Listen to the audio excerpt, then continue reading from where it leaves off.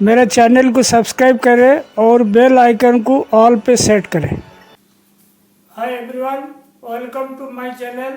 आज हम स्पेसर के बारे में बताएंगे।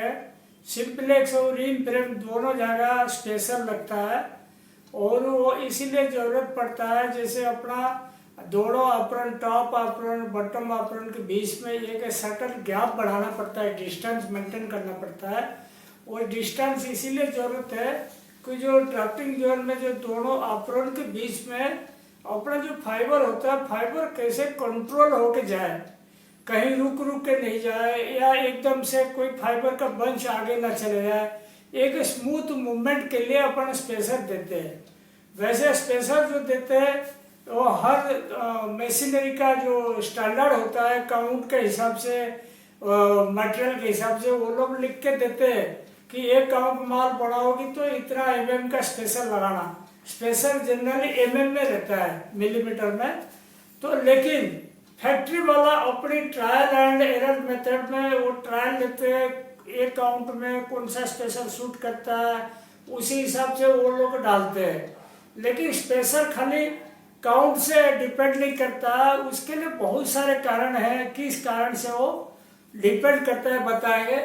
सबसे पहले देखिए, पहले पुराने जमाने में सिंपलेक्स का एक जो मतलब मिडिल रोल के आगे एक नोज बार रहता था, ये नोज बार है। नोज बार में एल्युमिनियम का स्पेसर आता था जिसका बीच में रहता है स्क्रू रहता है, अपन स्क्रू से टाइट करते थे। जैसे ये स्पेसर काउंट के हिसाब से कोई 4 mm, कोई 5, कोई 4.5, कोई 5.5, 6 ऐसे ही आता था एल्युमिनियम का। और ये जमाना अभी बंद हो गया, ये प्रोसेस अभी नहीं है। अभी ऐसे ही प्लास्टिक का स्पेसर आता है, जैसे रिंग फ्रेम में अपन लगाते हैं, मतलब क्रेडल के आगे की साइड में, ऐसे ही सिंपलेक्स में भी लगाते हैं। और कोई टेक्नीशियन ज़्यादा काम ना पड़े करके, ज़्यादा स्पेसर ना गुम हो, तो जिसका पास पूरा फिक्स्ड काउंट रहता है, समझ लो सिंपलेक्स में वो लोग बना रहे, एक जगह मैंने देखा था 0.65 का रपिंग बना रहे और उनका पूरा 10 काउंट, 12 काउंट, 14 काउंट ये वाला मटेरियल बनता है। तो उनका फिक्स प्रोग्राम रहता है, तो 0.65 कभी चेंज नहीं करेंगे। तो वो लोग क्या किए, स्पेसर सिंपलेक्स में फेविक्विक में चिपका दिए। फेविक्विक में चिपका दिए तो स्पेसर चेक नहीं करना पड़ेगा, गुम होगा नहीं और क्वालिटी कंस्टेंटली सही आएगा। हालांकि ये चीज सही नहीं है। समझ लो किसी टाइम पे प्रोग्राम बिल्कुल फाइन साइड आ गया, तब क्या करोगे, स्पेसर तो निकलेगा नहीं क्रेडल से, तो क्रेडल बेकार हो जाएगा। और अपनी काम कम करने के लिए कोई फेविक्विक से चिपका रहता है स्पेसर, वो गलत चीज मैं अभी बोल रहा हूँ, ऐसे नहीं करे। चेंजिंग होगा, थोड़ा मेहनत लगेगा, लेकिन करना चाहिए। यहाँ पे देखिए, ये पीछे का पेयर अप रोलर, ये आगे का पेयर अप रोलर, यहाँ बटम रोल देखो बीच वाला, इसमें बटम अपरण ये रहता है, ये बटम अपरण है, ठीक है। और ये हो गया टॉप अपरण, तो ये टॉप अपरण, इसमें क्रेडल रहता है, ये वाला जो लाल पोर्शन है ना क्रेडल, क्रेडल के आगे की साइड में प्लास्टिक का बटन जैसा रहता है स्पेसर, वो अपन चिपका देते हैं। उसमें खर्चा कटा हुआ, खाली आप एक प्रेस कर देना लग जाएगा। और ये हो गया नोज बार, ये जिसका ऊपर बटन अपरण जाता है, ये वाला नोज बार, ये वाला, ठीक है। ये आप सारी चीज समझ जाइए। और ये आपको फिर से बोल रहा हूँ, सिंपलेक्स और रिंग के लिए अप्लाइड है और बाकी किसी काम में नहीं आता। सबसे पहले देखिए ऑब्जेक्टिव्स क्या है, टॉप एंड बटम अपरण दोनों के बीच में डिस्टेंस मेंटेन करेगा, ठीक है।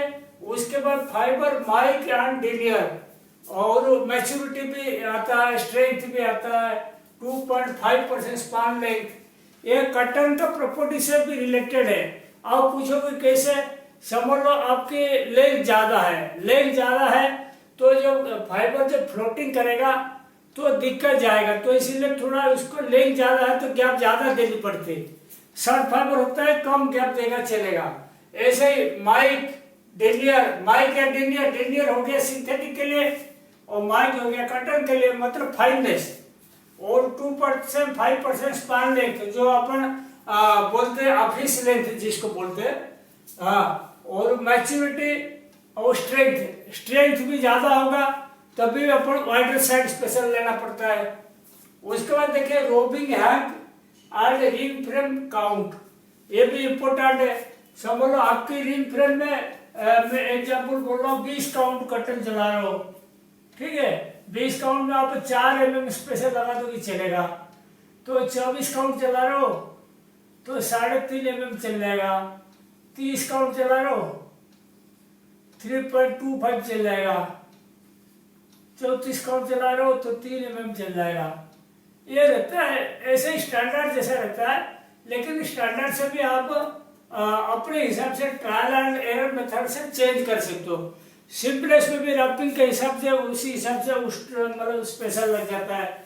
सिंपलेस में समझ लो रैपिंग भारी साइड रहा तो स्पेशल वाइड हो जाएगा और हल्का साइड रहा तो कम हो जाएगा। जैसे समझ लो 0.65 है, ठीक है, 8.5 mm लगा दिया, और 0.75 है, इसमें 8 mm लगा दिया।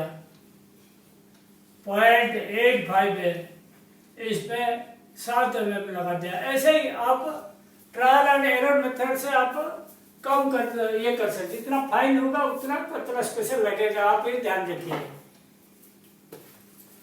और एक चीज ध्यान रखिए, जैसे कंट्रोलिंग ऑफ फ्लोटिंग फाइबर से, इसका मेन काम है जो दोनों अप्रोन के बीच में जब ये ड्राफ्टिंग जोन का जो ग्रीन कलर दिखा ना रुई जाता है, इसका अंदर जो दोनों अप्रोन रहता है उसका ऊपर ऐसे ढक के रखता है ऐसे, और वो फ्लोटिंग नहीं करता, मतलब इधर उधर भागता नहीं फाइबर।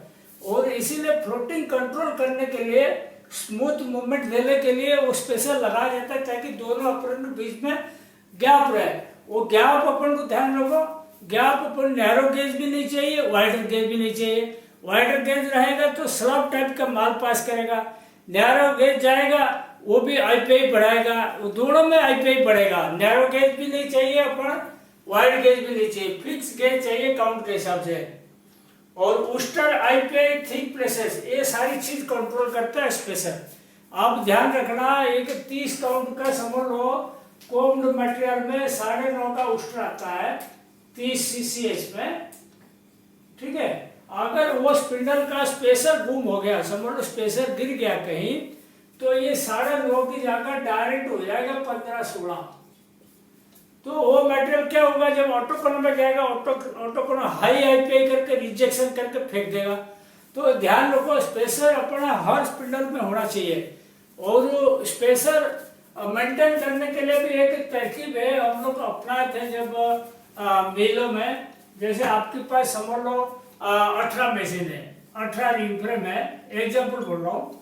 18 रिंग फ्रेम से क्या करोगे आप, 1 से 6 तक और 7 से 12 तक और 13 से 18 तक, ये 3 शिफ्ट में बांट देना, ABC। इसमें सुपरवाइजर जो होता है फिक्स रहते हैं, जो A शिफ्ट करता है वही चेंज होके C में जाएगा, B में जाएगा, अदला बदली होते हैं। लेकिन जो 1 से 6 है, समझ लो एक लड़का है अभय, इसको अभय को दे दिया 1 से 6, तो उसका कोई भी शिफ्ट रहा है वो 6 मशीन का जिम्मेदारी है। कभी भी एक्सक्लूसिव वाला चेक करेगा 6 मशीन में स्पेशल मिसिंग नहीं होना चाहिए। ये 7 से 12 समझ लो विकास है, ठीक है, ये 7 से 12 का हमेशा मेंटेन रखेगा, इसको आपको टोकना नहीं। वो अपने हिसाब से जब जब फ्री रहेगा तब चेक कर लेगा, आज 1 मशीन कर दिया, कल 2 मशीन कर दिया, परसों 2 मशीन कर दिया, ऐसे ही करके मेंटेन रखेगा। वो जिसका और सी का हो गया चक्रधर, ठीक है, ऐसे 3 सुपरवाइजर हो गया। तो इसको क्या करेंगे, वो मेंटेन रखेंगे। आपको मतलब आप ये बता कर रखो, एक्सक्लूसिव वाला चेक करेगा, हमको बिना स्पेशल का स्पिंडल नहीं चाहिए। आप कैसे चेक करो, खुद करो या जबर से करा या कारीगर से करा, हमको कोई लेना देना नहीं। इतना बोल देंगे अपना मेंटेन करके रखेंगे, वो बहुत इंपॉर्टेंट है। अगर मेंटेन नहीं करोगे तो क्वालिटी, एक बॉबिन भी बिना प्रेशर का चल गया तो वो खराब कर देगा, क्वालिटी में मोटा धागा जैसा आ जाएगा, मोटा पतला दिखेगा, बहुत दिक्कत जाएगा। उसके बाद देखो ये आईपीआई हो गया, आईपीआई थिक उस्टर, और इसमें उस्टर बढ़ जाएगा 15-16 हो जाएगा ना, उसमें आईपीआई भी बढ़ जाएगा, 2-3 गुना बढ़ जाएगा। और relation to simplex and ring frame break draft, ये ब्रेक ड्राफ्ट से रिलेटेड है। समझ लो आपके पास मैं एक एग्जाम्पल बोल रहा हूँ, आपके पास है रील फ्रेम में चला रहे हो, समझ लो 30 काउंट चल रहा है, ठीक है। आपके पास 3.25 mm का स्पेसर नहीं है, ये आपके पास नहीं है, तो आप क्या करोगे, 3.25 mm का स्पेसर नहीं है आपके पास, समझ लो 3 mm का, 3 mm का है, तो आप क्या करोगे, 3 mm जब अगर लगाओगे, अपन को 3.25 चाहिए था, 3 mm लगाओगे चलेगा, तो उस केस में आपको क्या करना पड़ेगा, ब्रेक ड्राफ्ट को बढ़ाना पड़ेगा, ब्रेक ड्राफ्ट जो है एक स्टेप बढ़ाना पड़ेगा। मतलब समझ लो ब्रेक ड्राफ्ट 1.14 है तो 17 कर देगा या 18 कर देगा, लेकिन बढ़ाना पड़ेगा तब जाकर वो मेंटेन हो जाएगा। तो स्पेशल जो होता है direct related to break draft, simplex का हो और रिम का कहीं पे भी हो। और टाइप ऑफ मटेरियल्स समझ लो आपने 30 काउंट चला रहे हो, कॉटन भी चला रहे हो, 30 काउंट पीवी चलाते हो, पॉलिस्टर चलाते हो, उसमें अलग आ जाएगा हिसाब के साथ। कॉटन में स्पेशल थोड़ा पतला रहेगा और पॉलिस्टर में थोड़ा वाइडर साइड रहेगा, नहीं तो फिर दिक्कत जाएगा। और ग्रे डायड और ब्लीच्ड, ग्रे मटेरियल में स्पेशल नैरो गेज चाहिए, नैरो मतलब कम साइज का चाहिए, लेकिन डायड और ब्लीच वाला मटेरियल में उसमें देखो उसमें स्पेशल 1-2 स्टेप ज़्यादा लगता है। कैसे ज़्यादा लगता है आपको बता देता हूँ।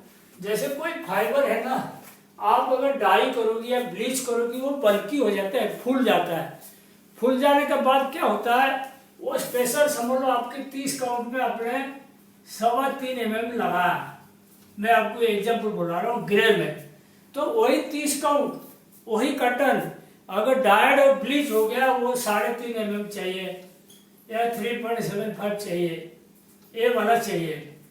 डायड और ग्रे अगर हो गया, डायड और ब्लीच हो गया, ठीक है, ये चाहिए, ये ग्रे में ये चाहिए। तो आप ध्यान रखो, मतलब कोई काउंट से ऐसा फिक्स नहीं है, सब ट्रायल करके किया जाता है। आप ऐसे मत सोचो कि 30 काउंट से आप बूंद के 3.25 का लगा देंगे, ऐसा नहीं है। उसके बाद देखो fancy yarn like slope, nappy, linen blend, ये भी बहुत इंपॉर्टेंट चीज है। फैंसी यार्न आपको मेरा 2-3 वीडियो है, देखिएगा, ये स्लॉप का भी है और नेपी यार्न है, लिनन ब्लेंड भी है।